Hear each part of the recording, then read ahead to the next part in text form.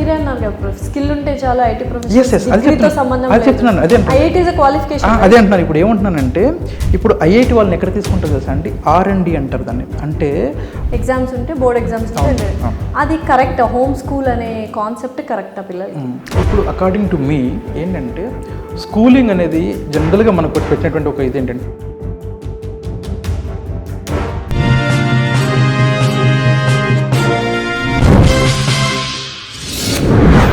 And ఇందాక మనం open universities గురించి మీరు మాట్లాడడం జరిగింది. సో ఓపెన్ యూనివర్సిటీస్ అంటే ఇప్పుడు చాలామంది జాబ్స్ చేసుకుంటూ డిగ్రీ లెవెల్లో ఓపెన్ యూనివర్సిటీస్ చేసుకుంటారు. ఇప్పుడు చాలామంది ఎడ్యుకేషన్ సిస్టమ్కి భయపడి హోమ్ స్కూల్స్ లాగా చిన్నప్పటి నుంచే వాళ్ళని హోమ్ స్కూలింగ్ చేపిస్తూ ఉన్నారు. ఓపెన్ యూనివర్సిటీనే అనుకోవచ్చు అది ఒక రకంగా. ఎగ్జామ్స్ ఉంటే బోర్డ్ ఎగ్జామ్స్ ఉంటే అది కరెక్టా? హోమ్ స్కూల్ అనే కాన్సెప్ట్ కరెక్టా పిల్లలు? ఇప్పుడు అకార్డింగ్ టు మీ ఏంటంటే స్కూలింగ్ అనేది జనరల్గా మనకు పెట్టినటువంటి ఒక ఇది ఏంటంటే మీరు ఓల్డెన్ డేస్లో తీసుకుంటే ఎలా ఉంటుందంటే ఒక చెట్టు కింద చెప్పేవాళ్ళనే వాళ్ళు. మా ఫాదర్ చదువుకున్నారు అలాగా. మా ఫాదరు చెట్టు కింద స్కూల్లో చదువుకున్నారు. అది స్కూల్ కాదు, ఏం కాదు, ఒక టీచర్ అయినా. ఒక టీచర్ ఏం చేసేవాళ్ళంటే ఒక చెట్టు దగ్గర కూర్చొని కొంతమంది పిల్లల్ని గ్యాదర్ చేసుకొని వాళ్ళు వస్తే కనుక వాళ్ళకి చదువు చెప్తే ఈ తల్లిదండ్రులు ఏం చేసేవాళ్ళంటే అప్పుడు వ్యవసాయ కుటుంబం మాది కూడా, మేమంతా మొత్తం అంతా విలేజ్ బ్యాక్గ్రౌండ్ కదా. సో ఇక్కడ మాకు వ్యవసాయ కుటుంబం ఏం చేసేవాళ్ళంటే కొన్ని గింజలు ఏవైతే కనుక పండిస్తారు పంట, వాటిని ఇచ్చేవాళ్ళు. డబ్బులు ఏమి ఇవ్వరు వాళ్ళకి. ఆ టీచర్ గారికి ఏంటంటే వీళ్ళు పండినట్టు ఏవైతే ఉంటాయో అన్ని కూరగాయలు కావచ్చు లేదంటే ఇవన్నీ కూడా కొంత వాళ్ళకు ఇచ్చేవాళ్ళు. వాళ్ళకి ఇచ్చి చదువు చెప్పించుకునే వాళ్ళు. మరి అప్పుడు చదివినటువంటి కొన్ని పెద్దవాళ్ళ శిక్ష అని అక్కడ కొన్ని ఉంటాయి అన్నమాట. ఆ పెద్దవాళ్ళ శిక్ష చదివినప్పుడు వాళ్ళు ఏమంటారంటే వాళ్ళ నాలెడ్జ్తో ఇప్పుడు ఇంజనీరింగ్ వాళ్ళ నాలెడ్జ్ కూడా కంప్లీట్ చేయలేరు అంటారు. అది నిజం. ఎందుకంటే అండి అక్కడ ఎడ్యుకేషన్ సిస్టమ్ చాలా బాగుంది. అయితే అప్పుడు ఇవి లేవు. ఈ కాంపిటేటివ్ ఎగ్జామ్స్ వల్ల ఇదంతా మొత్తం అంతా మెష్ లేదు, అప్పుడు చెత్త అంతా లేదు అప్పుడు కాబట్టి వాళ్ళకి ఎడ్యుకేషన్ క్వాలిటీ ఉంది. వాళ్ళు కొంతవరకు చదివిన SSLC అట్లా చదివినా కూడా వాళ్ళకి మంచి టాప్ జాబ్స్ వచ్చాయి అప్పుడు. కాకపోతే ఇప్పుడు ట్రెండ్ మారిపోయింది కాబట్టి ఇప్పుడు ఏమంటున్నారంటే ఫర్ ఎగ్జాంపుల్ మీకు చాలా బాగా నాలెడ్జ్ ఉంది, నాకే ఉందనుకోండి, మీకు ఎందుకని నాకే ఉందనుకోండి, బాగా నాలెడ్జ్ ఉందనుకోండి. నాకు నాలెడ్జ్ బాగుండి నాకు ఒకవేళ క్వాలిఫికేషన్ లేదనుకోండి, okay, so will they accept చేయరు వాళ్ళు. చేయరు. ఏంటి, ఈవెన్ గవర్నమెంట్ జాబ్స్ అయినా సరే ప్రైవేట్ జాబ్స్ అయినా సరే వాళ్ళు యాక్సెప్ట్ చేయరు. వాళ్ళు ఏమంటారంటే ఇప్పుడు ఫర్ ఎగ్జాంపుల్ మీరు సివిల్స్ ప్రిపేర్ అవ్వాలి, ఎనీ గ్రాడ్యుయేట్ అని కంపల్సరీ ఇచ్చిన తర్వాత నా దగ్గర మీకు ఎంత కావాలో అంత నాలెడ్జ్ ఉంది బాబు, ఇంకా ఎక్కువ ఉంది, మీకు కావాల్సిన దానికన్నా ఎక్కువ ఉంది, నాకు సివిల్ సర్వీసెస్ కావాల్సిన ఎంత ఉందో అంతకన్నా ఎక్కువ ఉంది నాకు, అక్కడ యాక్సెప్ట్ చేస్తారా అంటే కనుక వాళ్ళు ఫస్ట్లోనే బేసిక్లోనే ఫిల్టర్లోనే ఏంటంటే పక్కకు పడేస్తారు. ఏమంటారు, మీరు ఎలిజిబుల్ కాదు, ఎందుకంటే మా క్రైటీరియాలో ఫస్ట్ మాకు గ్రాడ్యుయేషన్ కావాలి అంటారు. ఓకే, సో కాబట్టి సర్టిఫికేషన్ అయితే ఉందో అది మన సిస్టంలో చేంజ్ వచ్చేంత వరకు మనం ఏం చేయలేం. సిస్టమ్ చేంజ్ ఓన్లీ ఎడ్యుకేషన్లో చేంజ్ వస్తే సరిపోదు, ఎడ్యుకేషన్ చేంజ్ రావాలి కానీ ఎడ్యుకేషన్లో చేంజ్ సరిపోదు. ఏంటంటే ఒక స్టూడెంట్ ఎవరైనా సరే ఎందుకు చదువుకుంటున్నారు, ఇప్పుడు ఎందుకు చదువుతున్నారంటే ఫస్ట్ నాలెడ్జ్ కోసం చదువుకోవాలి, కానీ ఇప్పుడు అలాంటి పరిస్థితి లేదు. క్వాలిఫికేషన్ కోసం చదువుకోవాలి. సే ఫర్ ఎగ్జాంపుల్ ఒక రెప్యూటెడ్ ఇన్స్టిట్యూషన్స్ చెప్తాను, ఒక ఐఐటి ఉందనుకుందాం ఇంజనీరింగ్కి. ఇప్పుడు ఇద్దరం వెళ్ళాం, మీరు ఐఐటికి వెళ్ళారు, నేనేమో గల్లీలో కాలేజీలో చదివాను అనుకోండి, ఇద్దరం ఇంజనీరింగ్ చదివాం, ఇద్దరం జావాని చదివాం అనుకుందాం, అన్ని చదివాం అనుకున్నాను కోర్సెస్ అన్ని, ఓకేనా. ఇప్పుడు నేను ఇంటర్వ్యూకి వెళ్తే మీరు ఇంటర్వ్యూకి వెళ్తే కనుక ఫస్ట్ ప్రయారిటీ ఎవరికి ఉంటుంది, ఆబ్వియస్లీ మీకే ఉంటుంది, నాకు ఉండదు. ఐఐటి వాళ్ళకే ఉంటుంది.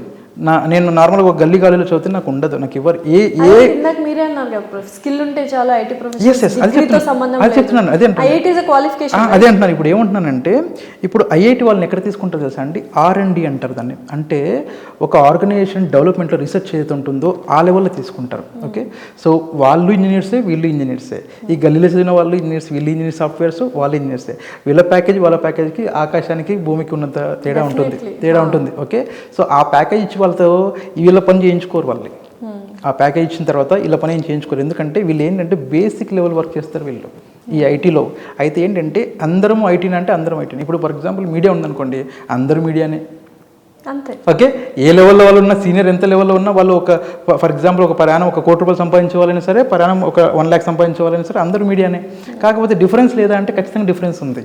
ఓకే, వాళ్ళ రేంజ్ వాళ్ళకుంటూ వీళ్ళు ఒక ఛానల్స్ కూడా అంతే కదా, కొన్ని పెద్ద ఛానల్స్ ఉంటాయి, వాళ్ళు ఏంటంటే వాళ్ళ రేంజ్ వాళ్ళకుంటే వీళ్ళు రేంజ్ ఉంటుంది. బట్ ఓవరాల్గా ఏంటంటే అందరూ ఐటీలోనే ఉన్నారు, అందరూ సాఫ్ట్వేర్ చేస్తున్నారు. కాకపోతే వాళ్ళ డిపార్ట్మెంట్స్ వేరు ఉంటుంది, వాళ్ళకి ఇచ్చే వర్క్ వేరు ఉంటుంది, వాళ్ళు చేసే రీసెర్చ్ వేరు ఉంటుంది, వాళ్ళు చేసే థింకింగ్ వేరు ఉంటుంది. ఐఐటి స్టూడెంట్ని మీరు ఎవరైనా సరే బాగా ఎప్పుడైనా సరే కుదిరితే మీరు ఒకసారి మాట్లాడి చూడండి, కొంతమందిని తీసుకోండి, అండ్ నార్మల్ ఇంజనీరింగ్ చేసిన వాళ్ళని చూసుకోండి. వాళ్ళు ఒక ప్రాబ్లమ్ని సాల్వ్ చేసేటువంటి విధానం ఏదైతే ఉంటుందో అది చాలా డిఫరెంట్గా ఉంటుంది, చాలా డిఫరెంట్. ఇప్పుడు మా ఇంట్లో ఉన్నాడు మా తమ్ముడు ఉన్నాడు, ఆయన ఐఐటి అని. ఓకే, ఒక ప్రాబ్లమ్ నాట్ ఓన్లీ ప్రోగ్రామింగ్ అండి, జనరల్గా చెప్తాను, ఏ ప్రాబ్లం సరే ఒక థింగ్ని వాళ్ళు చూసేటువంటి విధానం మారుతుంది, మనం చూసే విధానం మారుతుంది. ఎందుకంటే ఐఐటీస్లో ఏమనుకుంటారంటే టీచింగ్ చాలా ఎక్సలెంట్గా ఉంటుంది, ఏమంటారంటే చాలా బాగా ఫీడ్ చేస్తారు వాళ్ళకి అనుకుంటారు. అది రాంగ్ అండి. ఏం చేస్తారు తెలుసా, వాళ్ళు మీకు ఇస్తారు ఛాన్స్, ఏమని మీరు రీసెర్చ్ చేసి మీరు తీసుకురండి అని, ఒక కాన్సెప్ట్ మీద థీసిస్ మీద మీరు తీసుకురండి అని చెప్తారు. వాళ్ళకి ఏం చెప్తారు, ఫస్ట్ కాన్సెప్ట్ కొంత ఎక్స్ప్లెయిన్ చేస్తారు, అక్కడ ఎక్స్ప్లెయిన్ చేసేసి దీని మీద మొత్తం అంతా థీసిస్ మీరు సబ్మిట్ చేయండి అంటారు. వీళ్ళు ఏం చేస్తారు నెక్స్ట్ అంటే దాని గురించి వీళ్ళు రీసెర్చ్ చేస్తారు, అక్కడ నుండి వాళ్ళకి రీసెర్చ్ స్టార్ట్ అవుతుంది. అందు గురించే వాళ్ళని ఐఐటి వాళ్ళని అంటే రీసెర్చ్లో తీసుకుంటారు తప్ప ఆర్ఎండ్లో తీసుకుంటారు తప్ప నార్మల్ సాఫ్ట్వేర్ ఇంజనీర్గా చిన్న చిన్న వర్క్లు ప్రోగ్రామింగ్ చేసి వెబ్సైట్లు తయారు చేసి ఇట్లాంటివి తీసుకోరు వాళ్ళని, ఎందుకంటే వాళ్ళ లెవెల్ అది కాదు. సో అలా ఉంటుంది. అయితే నేనేమంటున్నాను అంటే మీరు ఏ క్వాలిఫికేషన్ ఉన్నా సరే ఐటీ జాబ్ వస్తుంది, మీకు ఐటీ జాబ్ వస్తుంది, మీరు చదువుకునే స్కిల్ తీసుకుంటే ఐటీ జాబ్ వస్తుంది. మీకు ఆ లెవెల్కి మీకు తీసుకోరు, ఏ లెవెల్కి మీరు ఐఐటీ లెవెల్కి ఎప్పుడు తీసుకుంటారు మిమ్మల్ని ఆ లెవెల్కి. ఇప్పుడు వాళ్ళలో కూడా కంపెనీ కార్పొరేట్లో కూడా చేంజెస్ వచ్చాయి. ఎలా ఉన్నాయంటే ఇప్పుడు మీరు నేనైతే చెప్పాను కొన్ని కాంపిటీషన్స్ పెడుతున్నారు వాళ్ళండి, అందులో కోడింగ్ ఇది చేస్తున్నారు, అందులో టాప్ ర్యాంకింగ్ ఎవరైతే వస్తున్నారో వాళ్ళని తీసుకుంటారని చెప్పేసి వాళ్ళు ఇప్పుడు ఐఐటీఎన్స్కి ఈక్వల్ అవుతున్నారు. అంటే మీరు ఎక్సెప్షనల్ కేసెస్ అని చెప్పొచ్చు అండి. అంటే మీరు ఎక్సెప్షనల్గా అంటే అంత లెవెల్లో మీరు స్కిల్ ఉంటేనే అక్కడ అవ్వచ్చు, ఇప్పుడు అవ్వచ్చు ఛాన్స్ ఉంది. బట్ జనరల్గా చెప్తున్నానంటే మామూలుగా ఏమంటారంటే ఐఐటీ అనేది ఇంతకు ముందు కొంచెం ఒకప్పుడు చూడండి, ఐఐటీకి ఒకప్పుడు ఉన్న క్రేజ్ ఇప్పుడు లేదు, చాలా తగ్గిపోయింది. ఒక ఐఐటీని ఎందుకు పంపించేవాళ్ళు, ఫస్ట్ ఏంటంటే వన్స్ నువ్వు ఐఐటీకి వెళ్ళిపోతే నీ కెరీర్ సెటిల్ అయిపోతుంది అనేటువంటి ఒక అప్పుడు ఉండేది. పెద్ద ప్యాకేజ్తో బయటకు వస్తుంది. ప్రతి ఒక్కరు ఏమంటారు సార్, మీరు ఐఐటీకి వెళ్ళారా అయిపోయింది, మీ లైఫ్ గురించి మేము టెన్షన్ పడక్కర్లేదు, పేరెంట్స్ కూడా చాలా హ్యాపీగా రిలాక్స్గా ఉంటారు. అదే నార్మల్ కాలేజ్కి పంపిస్తారు వీళ్ళకి ఏంటంటే అమ్మో వీళ్ళు అయిపోయిన తర్వాత వీళ్ళు జాబ్ వచ్చేంత వరకు మాకు గ్యారెంటీ లేదు అనే ఫీలింగ్ ఉండేది. ఇప్పుడు అలా లేదు. ఇప్పుడు స్కిల్ ఉందనుకోండి, చాలామంది నేను చూస్తుంటాను, కొంతమంది కలుస్తాను మాట్లాడుతుంటాను కూడా, వాళ్ళు ఏంటంటే కొన్ని కోర్సెస్ ఉన్నాయండి, చిన్న చిన్న స్కిల్స్ చెప్తున్నాను. ఈవెన్ వీడియో ఎడిటింగ్ లాంటిది తీసుకోండి, వీడియో ఎడిటింగ్ గ్రాఫిక్ డిజైనింగ్ ఉంటుంది కదా, అందులో లక్షలు సంపాదిస్తున్నారు. మీ ఐఐటీలో ఎంత సంపాదిస్తున్నారో అంత సంపాదిస్తున్నారు వీళ్ళు. ఓకే, క్రియేట్గా ఈవెన్ గేమ్స్ ఆడుతున్నారు, గేమర్స్ ఉంటారు కదా, ఆ గేమ్స్ ఆడుతూ కూడా వాళ్ళు సంపాదిస్తున్నారు కోట్లు. మీ ఐఐటీ ప్యాకేజ్ ఎంత ఉందో అంత సంపాదిస్తున్నారు. సింపుల్ ఏంటంటే స్కిల్, నాట్ ఓన్లీ ఐటీ పక్కన పెట్టేసాను కాసేపు, ఎనీథింగ్ ఏదైనా సరే మీరు స్కిల్ బాగుండి, మీరు ఏంటంటే ఒక సేయింగ్ ఉంటుంది ఏంటి తెలుసా, don't do different things, do things differently అంటారు కదా. అంటే ఏంటి, డిఫరెంట్ థింగ్స్ చేయొద్దు, థింగ్స్ని డిఫరెంట్గా ఎలా చేయాలి అనేటువంటి తెలుసుకుంటారు కదా. ఇప్పుడు వీళ్ళు అదే చేస్తున్నారు, వీళ్ళు చేసి వీళ్ళు కావాల్సిన ప్యాకేజ్ అని చేసుకుంటున్నారు, లైఫ్ సెటిల్ చేసుకుంటున్నారు. ఓకే, సో ఇప్పుడు ఉన్న కోర్సెస్లో number of courses art forms కావచ్చు, ఇంజనీరింగ్ కావచ్చు, మెడికల్ కావచ్చు, ఏది బెస్ట్ కోర్సు, ఏది ఈజీగా సెటిల్ అవ్వచ్చు, అండ్ ఎవర్ గ్రీన్ కోర్స్ ఏంటి ఇప్పుడు? సింపుల్ అండి. ఏంటంటే ఎవర్ గ్రీన్ అంటే ఏంటంటే చాలామంది చెప్తారు ఏంటంటే డాక్టర్ లాంటివి అయితే కనుక ఎప్పటికీ దాని క్రేజ్ అయితే తగ్గలేదు. డాక్టర్స్ ఎవరైతే ఉన్నారో వాళ్ళకి ఎవరికి కూడా క్రేజ్ ఏం తగ్గట్లేదు. మేబీ వాళ్ళు ఎంబీబీఎస్ తర్వాత నెక్స్ట్ ఎండి మాస్టర్స్ ఏం చేసుకోవచ్చు కానీ, బట్ ఓవరాల్గా డాక్టర్ సొసైటీలో ఉంటుండే రెస్పెక్ట్ అయితే తగ్గలేదు, ఇప్పటికీ తగ్గలేదు. Okay, when it comes to engineering, ఒకప్పుడు ఇంజనీరింగ్ అంటే ఎలా చూసేవాళ్ళంటే చాలా గొప్పగా చూసేవాళ్ళు. ఈరోజు ఇంజనీరింగ్ అంటే అంత గొప్ప చూసే పరిస్థితి లేదు, చాలా రేర్, ఎవరో కొంతమంది మాత్రం ఏదో ఏమంటుంది అద్భుతాలు సృష్టించిన వాళ్ళు తప్ప నార్మల్ వాళ్ళందరినీ కూడా చూసేవాళ్ళు లేరు. కాబట్టి ఇప్పుడు ఏమని చెప్పొచ్చు అంటే ఇంజనీరింగ్ అనేది అంత క్రేజ్ లేనటువంటిదే, అండ్ డౌన్ఫాల్ వచ్చినటువంటి సిచ్యువేషన్ వచ్చేసింది. బట్ డాక్టర్స్కి అలా లేదు. అండ్ ఇంకొకటి ఏంటంటే ఇప్పటికీ కూడా చాలామందికి తెలియని విషయం ఏంటంటే అండి, పేరెంట్స్ అర్థం చేసుకోని విషయం ఏంటంటే, ఈ లా ఉంటుంది చూడండి, లాయర్స్ వాళ్ళకి చాలా మంచి ఫ్యూచర్ ఉంటుంది. అయితే వాళ్ళ కెరీర్ని ఎలా ప్లాన్ చేసుకోవాలంటే చిన్న చిన్న కాలేజెస్లో చేయకూడదండి. ఎప్పుడైనా గుర్తుపెట్టుకొస్తుంది అంటే మనం చదువుతున్నట్టు ఏంటంటే మన రెప్యుటేషన్ ఎలా వస్తుందంటే మనం చదువుతున్న కాలేజ్ని బట్టి వస్తుంది ఒకటి. రెండవది, ఇక్కడ నేను అన్నా స్కిల్ ఉంటే అయిపోతుంది అన్నారు కదా సార్, మరి ఇది ఎందుకు అంటున్నారు మీరు అని. అంటే కొంచెం స్కిల్ ఎలా డెవలప్ అవుతుందంటే అండి, స్టూడెంట్ దశలో మన చుట్టూ ఉన్నటువంటి ఎన్వైరన్మెంట్ ఏదైతే ఉంటుందో దాన్ని బట్టి డెవలప్ అవుతుంది. ఫర్ ఎగ్జాంపుల్ మన చుట్టూ ఉన్న వాళ్ళందరూ కూడా అదే మొద్దులు అదే దరిద్రంగా ఉన్నారనుకోండి, మనం కూడా అలాగే తయారు అవుతాం. అలా కాకుండా ఈ చుట్టుపక్కల వాళ్ళంతా కొంత మేధావులు ఉన్నారనుకోండి, మనం ఏం చేస్తాం తెలుసా, వాళ్ళు చదువుతున్న విధానం మనం తెలుసుకుంటాము. ఓకే, మన టీచర్ కానీ మన ప్రొఫెసర్ కానీ వాళ్ళు కూడా మనకు అలాంటివి కొంచెం నేర్పిస్తారు.